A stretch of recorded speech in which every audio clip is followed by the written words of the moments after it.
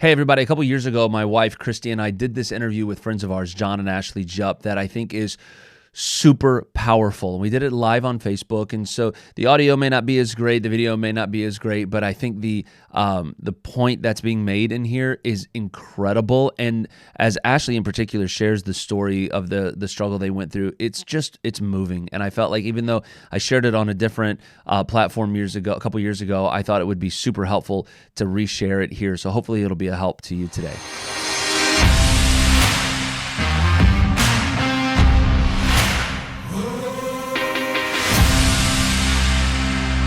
Start with December 2019.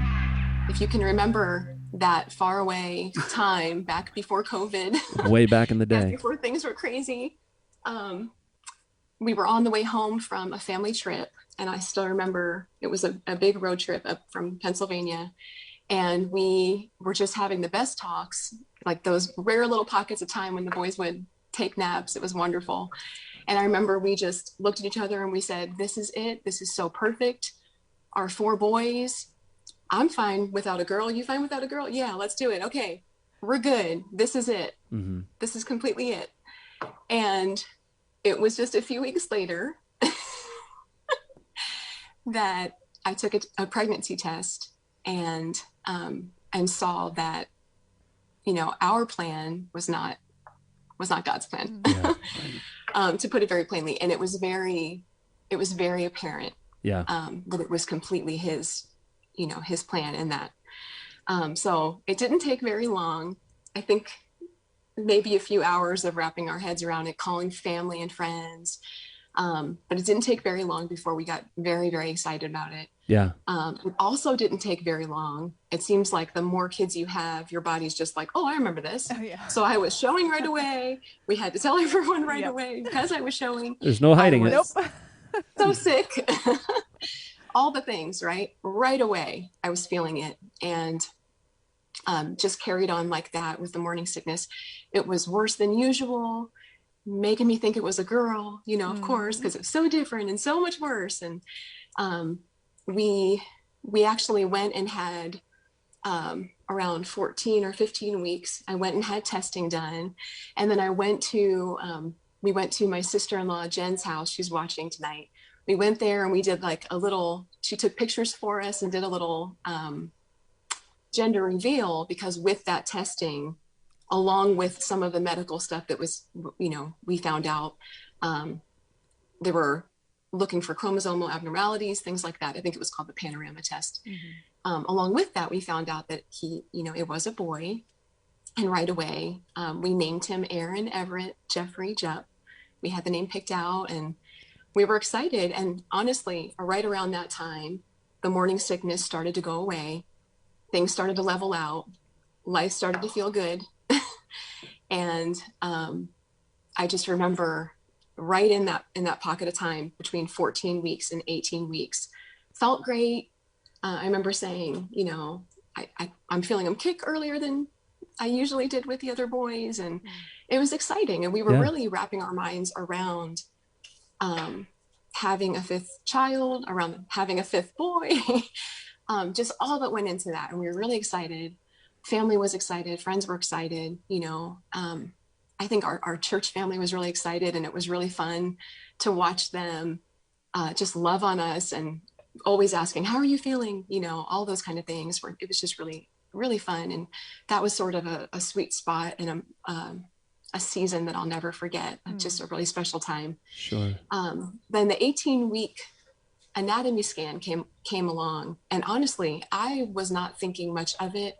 We already knew we were having a boy, which is one of the big exciting things you find out. But then also they check for other things to make sure everything's okay.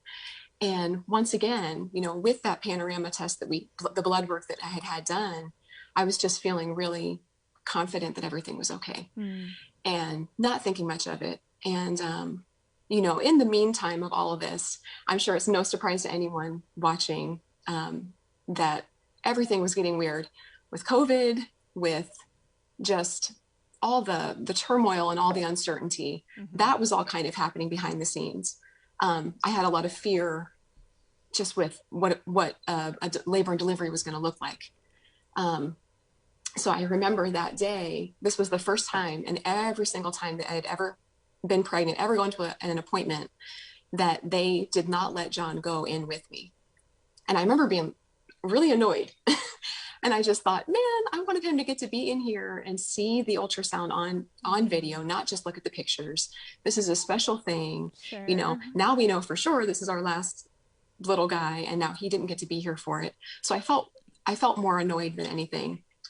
But I went in, and I remember it was only one of the first few times I even had worn a mask like that. So I felt very just thrown off by the whole thing. And I went in, and I just kind of wanted to get out there and show him the pictures. And so when the doctors and the doctor and the nurses sort of appeared in the room, it obviously threw me off. And they told me at that time that they were seeing fluid on several of the different organs, just a lot of abnormalities that were concerning. It would have been weeks later, more testing that they had ordered, a fetal MRI that we had to go do at a special hospital that really had units that specialized more with fetal care, that he was diagnosed with agenesis of the corpus callosum, which is where the part that connects the left and right parts of the brain was not formed and never would be. Right. And then, with that, the severity of it, there's no way of knowing. There was no way of knowing. It's the kind of thing that as time goes on and as you can do more testing, as they get bigger, and then even more than that, at birth, that's when they can really determine what's going on. So it was at that point that we started praying for a miracle. And I thought, here's this big trial God's allowing in my life. And I know what it is.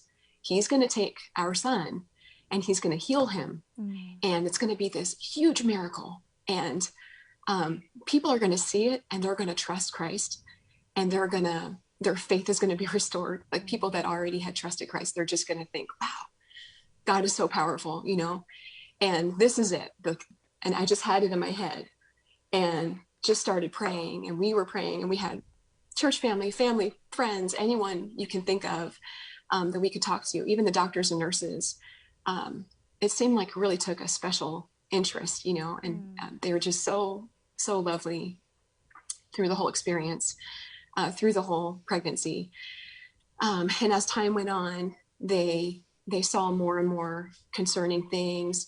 They said, not only does he have agenesis of the corpus callosum, but now we're kind of thinking there are some other things at play. And now the fluid is increasing.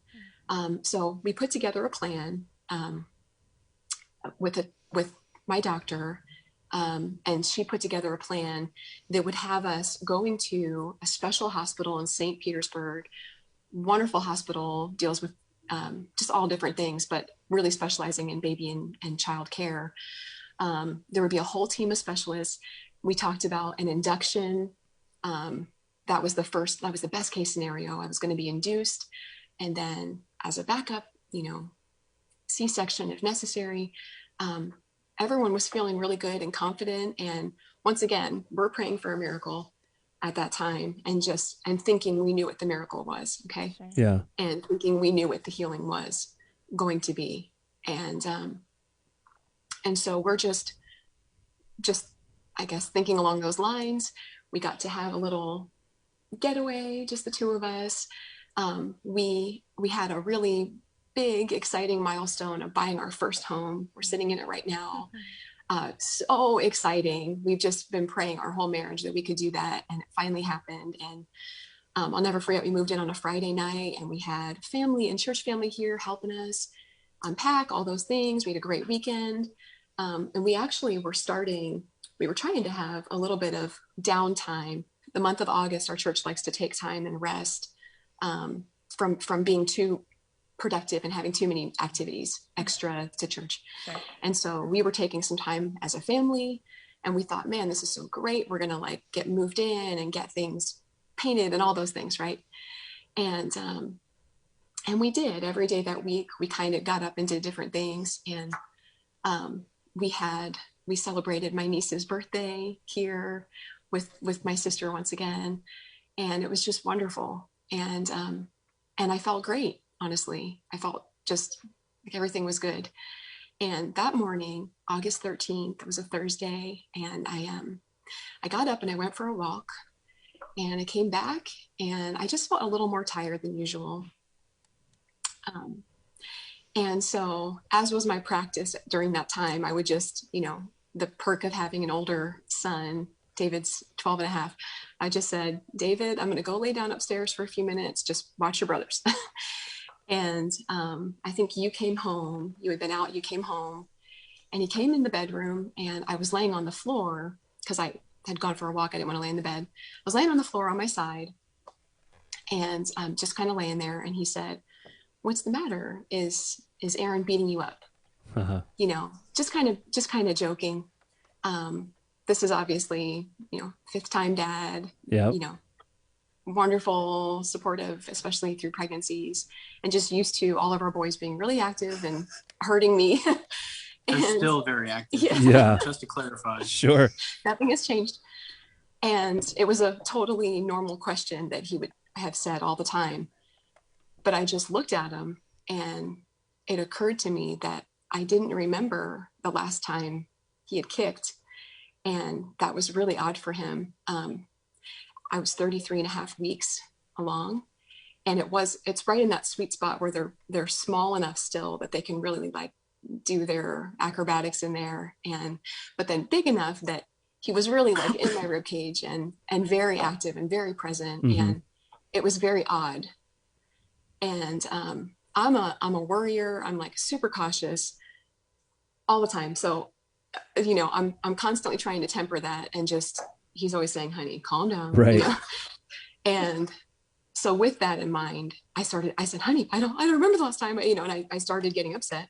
And he said, go downstairs, get a snack, lay on the couch, and just see what happens. And, I felt, when you feel like when something is sort of happening and it's happening, but you don't want to believe it, so even then I felt like I remember just laying there and I didn't feel him, and it was like, it just felt surreal. Like, this isn't really happening, Yeah. And he came right down a few, like not even 2 minutes later. And I said, we need to go to the hospital. And he called that same sister, Jen. We were able to drop the boys off quickly and get right to the ER, talking to the doctor on the way. But at the same time that I feel like God kind of prepared my heart, that I sort of knew what was happening. At that same time, it felt like where you're just praying that something's wrong, like that you're misunderstanding something. You know what I'm saying? Like, yeah. I'm sure you've had those moments where you think, no, this isn't really, yeah. I'm exaggerating like I always do. I'm being crazy like I always am. I'm imagining this, he's just not active today. We're starting the 34th week soon. So he's, it's getting tighter in there. And, just all those things, just trying to comfort myself. And I remember the ride from Jen's house to the hospital, we were completely silent. I think either one of us was afraid to say what we knew was happening.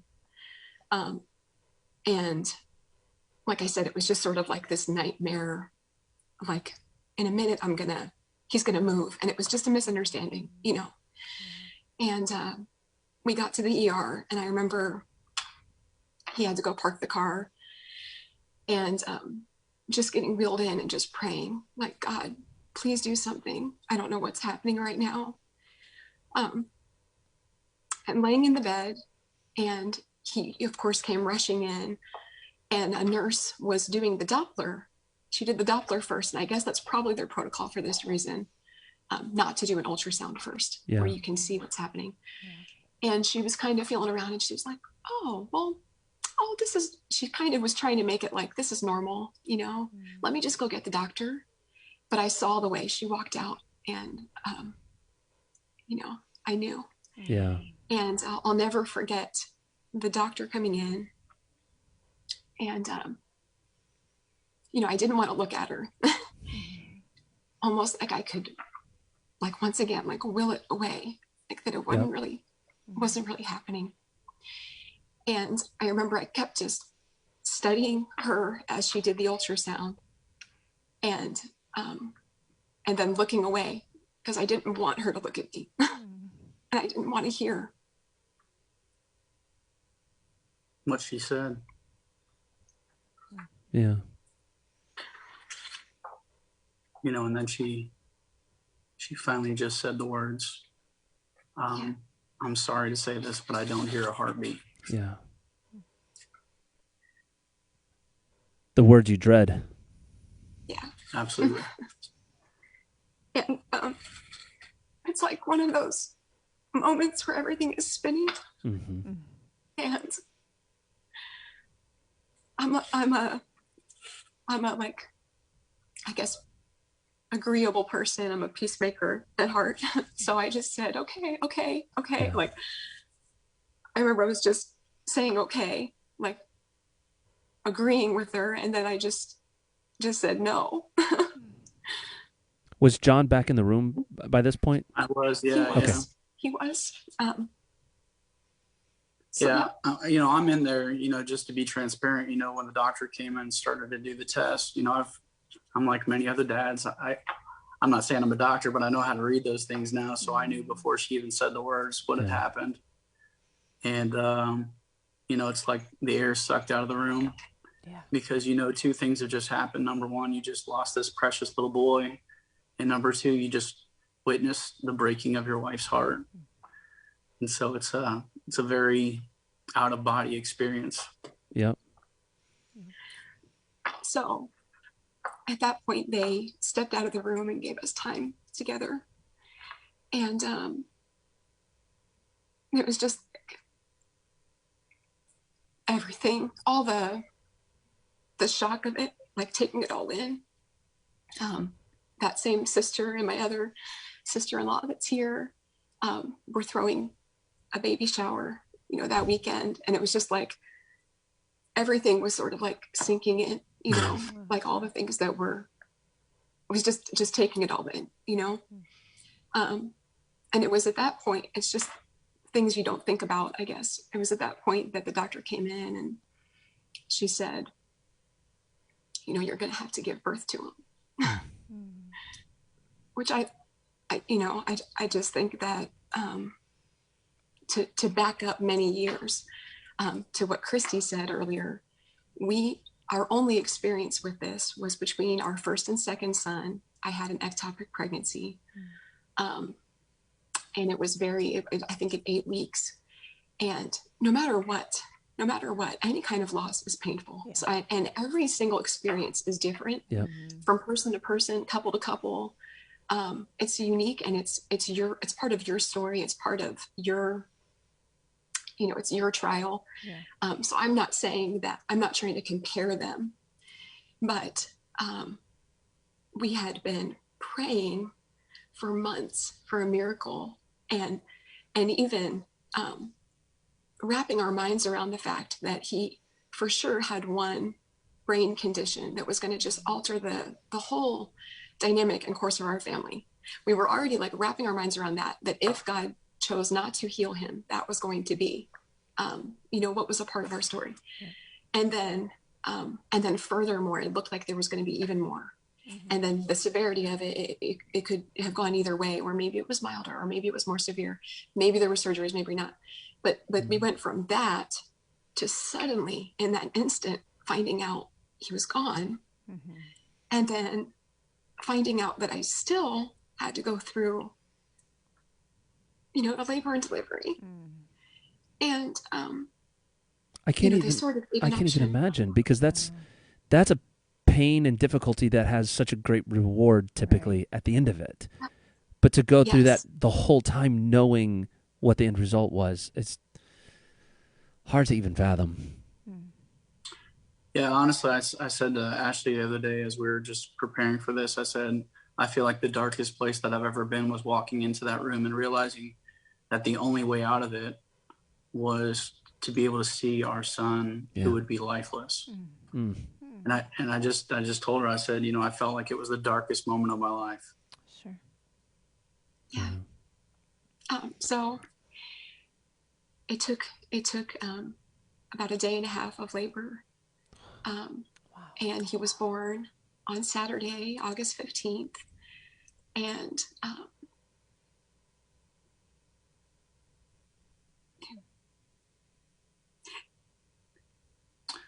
so they brought him out, and, you know, like you normally would, they cleaned him up, and they dressed him. he was so handsome. And we held him, and we took pictures with him. And honestly, once the room was clear, I mean, like I just screamed at the Lord for a while, like literally in the room, yelling at God. And in two ways. At first, it was like, God, you literally can still make him come back to life. Yeah. Like I know you have that power. I know who you are. And then on the other end of the prayer was, God, I don't think that you're right. Like I love you, and I know you are who you are, but I don't agree with this. Yeah. And literally yelling. Yeah. And not in like if you've ever been in those moments, it wasn't like I was accusing him. It was that I don't understand what he understands. Right. Right. Yeah. And so, you know, it was both one of the most beautiful things that I've ever done, to hold him and to give him back to God. Ooh. And yet, when they wheeled me out in the wheelchair and I had to leave him. Yeah. so the way it happened that night, because he was born, you know, very early in the morning, which was yet nighttime, if you understand that. They left him in the room with us all night. And so you try to go back to sleep, and yet you wake up and you see a little baby that's resting like a normal baby would, and you go over there, and yet you realize that you just keep hoping that he's going to cry. You keep hoping that his little belly is going to go up. And God just didn't see fit for that. And then they come in the next day, and they basically said, whenever you're ready. And then you just realize, like, I don't know if I'm ever going to be ready to walk out of here. Yeah. Yeah.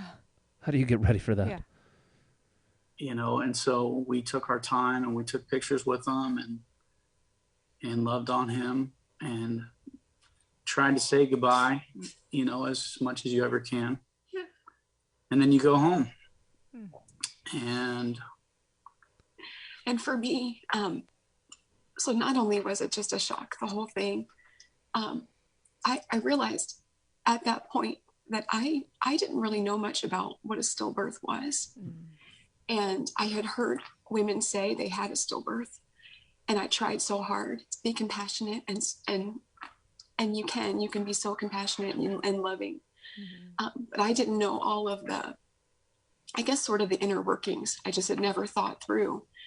Not only did you lose someone, but then, at that point, going home and still having all of the postpartum symptoms, all of the engorgement. And I'm not trying to be too, graphic. I hope it's okay to talk about these things.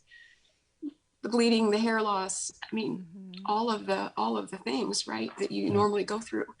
The weight gain that you hold on to for a while, that when you look at that precious baby, it's like, none of these things matter. I will not sleep. I will not eat. I will nurse you all night, Yeah. And to, my body was like ready to nurse a baby, and I couldn't. And I was in pain because I couldn't do, and And with all that came a few things. One was an anxiety that I'd never really dealt with, of feeling like I'm about to lose someone, or someone's about to call me and tell me bad news. And I had never struggled as much with anxiety. It just, up until that point, it wasn't a thing that was present. But also just dealing with all of the hormones and the ups and downs of all that. And also just feeling like, just to be honest, like I want to help people, so I want to tell you. Yeah. I felt like it was really cruel that God did that. Yeah. I felt like we didn't even plan to be pregnant, and God allowed it, and it was a blessing, right? And then He, we all of the events of the pregnancy, and then after all that, and all like investing and just praying for a miracle, and then He just took him. Yeah. And not only that, but it was like, I had to still deliver him, and I had to still go through postpartum, feelings and symptoms and all of those things. And it felt unfair, honestly. And this is the first time in my Christian life, I've had health problems. I've had different things. I've had, the normal stuff that we have in our everyday Christian lives, Sure. right? But this was the first time I felt like God did something unfair to me. Yeah. And I like, it hurts me to even say that, but I remember just sitting on that same couch that first month or two and just praying out loud by myself and just saying, like, why did you do that? Yeah. Yeah. Like, we've served you. We're not perfect, but we try so hard with the boys you've given us, and it just didn't feel right in my mind. Yeah. In my standard of what's right and what's fair and what's good, but it was the first time I wrestled with those big emotions, and it scared me. It made me feel kind of like I was going crazy. It made me feel not like myself, because I don't question things usually. Right. That's not my nature, is less questioning typically. But that was the first time that I really felt just confused. Not like I want to walk away, I want to leave my family, I want to, Right. anything like that, but just really hurt, and really hurt by the one that I thought would never hurt me. So I don't know how. So how have you guys come through that, or how are you? Let me put it that way. How are you coming through that? Because this is obviously, I think for those that are listening, I think many can relate to loss or questioning God. I don't want somebody to just be like, well, I've never gone through that. But almost everybody, I would be willing to bet, has gone through something where we've had those kind of feelings. So try to help us in the next couple minutes here. Try to help us walk through that. And how does somebody get through those pains? Yeah, so I think for me, I'll just say, and then Ashley can say, so I was blessed to go through some loss earlier in my life. Now you say blessed. That's an interesting choice of words, and I doubt you used it flippantly. Yeah. No, because honestly, like, I wouldn't be who I am today. I wouldn't have the blessings that I have today without, so for those who don't know, I lost my dad when I was 19, my dad and my brother in a car accident. And, I had to walk through some of the things, and even in our marriage, to be transparent, my wife would try to comfort me through some of those things, and she really didn't understand it. She didn't understand grief.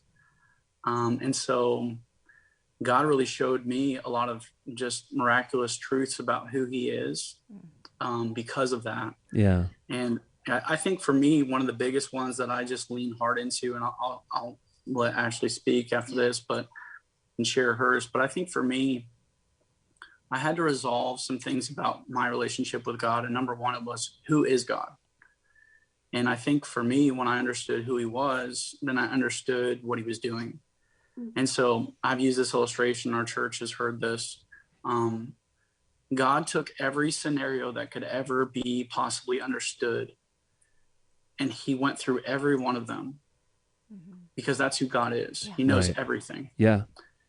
And he saw that this plan was the very best plan for not just Aaron and not just me, not just Ashley, but literally for all of humanity. Right. And when you kind of come to grips with the fact that that's the kind of God that we serve, that even though I might not agree, his ways are not my ways, but when I understand that he is God, and that literally he is doing everything for a purpose. And, I don't know what pains that Aaron missed out on. I don't know, what pains we missed out on because, of going through this. And then furthermore, one of our things that we lean into is God. Everything God does in our lives is for the purpose of helping other people. And we've had the blessing of being able to encourage people and love people through this. And please, because people hear what I'm saying and they're like, oh, he's hyper spiritual. Look, I'm a mess. I still break down.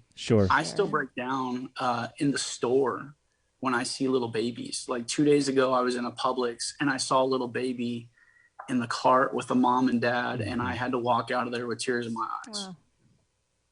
Wow. So I'm not sitting here and acting like I've got it all together. Right. I'm just saying that truth keeps me grounded, and it lets me know that God's purpose and plan is greater than me. Right. Yeah. So I'll say like very much the same kind of thing, and to echo a lot of that.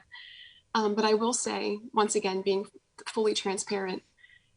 So as he said, prior to this in our marriage, it was very much, he had been the one that had dealt with grief and loss in a really big way. Sure.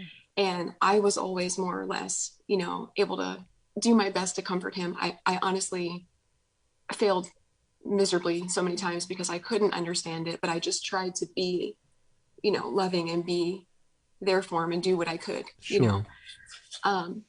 but now, when this happened, it was us experiencing something at the same time. And yet the waves of grief hit at random times for me or for him. And so it's the kind of thing where, like, let's say I'm having a really good day. And if maybe for me, I like to stay busy. It helps my mind not to wander, helps me mentally. Just, I like to feel productive. So that's a really good day for me. And I can kind of keep, when I can stay busy. Yeah. So let's say that happened, but then he was thinking about it. And then he's either afraid to tell me and upset me, or he does tell me, and vice versa.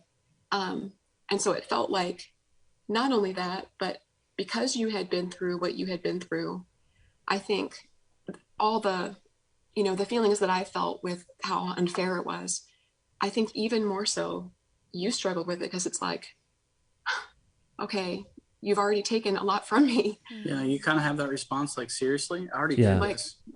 I already did this in a really big way, and now my son too, And so I think that the emotions I was feeling with all the hormones and with everything as the woman that carried Aaron, that sort of went into play. But then for John, it was because he had already experienced grief and loss in a very big way, and it felt even more unfair to now be watching me go through this, and for us to be going through it together. And so I just think the fullness of that. And so honestly, we had some, I'm not saying marriage struggles, like, once again, like we wanted to walk away.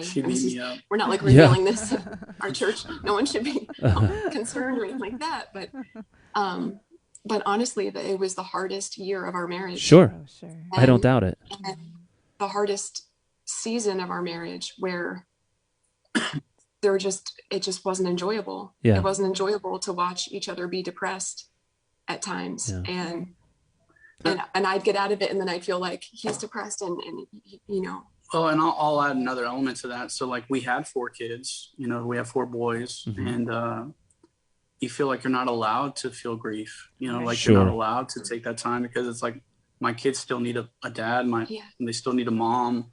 My church still needs a pastor. You know what I mean? Like life moves on. Life moves on, and you feel like, well, I'm not really allowed to do that right now. And you have to be intentional with it. You have to be intentional, because it is important. I shared this with somebody who's actually watching the other day. When we're talking about everyday Christian, in this sense, like everybody has grief. It's just levels of grief. Right. So everybody deals with grief. You lose a friend, not even necessarily to death. You lose a friend because they move away. That's grief. You know what I mean? Like that can hurt. Yep. And if we don't walk through those emotions intentionally, it catches up to us. Yeah. And so it's important to talk about those things. I would say this, I think that our communication has gotten better because of it this year. And we're probably I think you like me a lot right now, right? It's okay. Don't count on it. That's well, we're on camera, so right. It's being recorded. But it really can go either way. Sure. You see some people and they let it kind of just destroy them. Yep. And tragically. And you let you see the very same instance, and it just sweetens somebody. And so I think a lot of that is just making sure that you keep a right perspective, and that you keep honest about it too. Yeah. Matt mentioned before, and in Christianity, sometimes we're kind of told like, okay, you've got 30 seconds to be sad and then move on. Yeah. And yet, what does the Bible says about Jesus? That he was well acquainted with the grief and the sorrow. Like that he was a man that like fully embraced and understood. I mean, our Savior walked among sorrows. You know what I mean? Like, and sometimes that's the uncomfortable part of Christianity. But I really think that it has shown us that we need to lean into people. It's a powerful truth. If you're looking for somebody that's hurting, you're always going to find somebody. Yeah. Guys, I hate to wrap this up, but we kind of have to. But I'm going to give you 60 seconds. Okay. Tell if somebody's going through grief of any kind, because I think this relates across the board. In the next 60 seconds, you've shared kind of how you guys have dealt with it. If somebody's sitting across from you and they say, I just don't know if I can get through this, what are you going to tell them? And you got about 60 seconds to do it. So I'll go 30 real quick if I can. I would say one of the best things we did was we were able to humble ourselves and let people love on us. We both struggle with asking for help. We struggle with letting people do things. Our church family and our friends are amazing. Oh my goodness. They did a meal train that went on, the train that never ended. And they didn't let me cook for months. Wow. We just let people do things for us. We let people help us. And honestly, I hated it. And I loved it because we let them minister to us. And I think that was a big part of it. I think that I didn't get to really touch on, but, a little bit with our kids going through the grief that they went through and are still going through. I had my son, Jonah, come to me on Saturday and just ask if we could pray that baby Aaron, that God would bring him back to earth, and just tell me he missed him and he was collecting clothes around the house for him. And I didn't even share that with anyone besides John until now. So I would say, be aware that the people around you, maybe your kids, or maybe depending on who it is, they're going to need you. Yeah. And so let people minister to you, but then also just be aware of how you can pour into others around you. And the only thing I'll add, and I know we're out of time, so I just want to add this too. Sometimes when you're hurting, you assume that in that moment that people are misunderstanding you. You assume that people are expecting more than they are. Yeah. The devil really gets into that moment in our minds, and he wreaks havoc. A lot of mind games during that time. And it's so intentional to not pull away from the truth that the truth that these people love you, the truth that God loves you, the truth that people are here for you. Yeah, even if they get busy and have to move on with life, they love you. It's not that they've forgotten, it's that they sometimes don't even know what to do. So I would just lean into truth, don't pull away, don't become isolated, and just love let people love you and continue to love them and just assume the best. Love thinks no evil. Right. And so I'm just going to keep loving people. But thank you guys for having us. Oh, Thank of you for letting us course. share this. Hopefully Thank somebody who's you. watching that will be encouraged and strengthened. We're thankful that God has let us go through it to do that. Yeah. And if you do ever watch this video after the fact, or you're watching it now, and it helped you or it helps someone you know, please, please, please let us know. That has been one of the greatest joys, has been getting messages, text messages. I got a message yesterday from someone close to the situation that said she's searching for the truth. And She might be coming to our church might now. be coming to church, That's you know, amazing. and That's to me, amazing. Yeah. that gives me the greatest peace.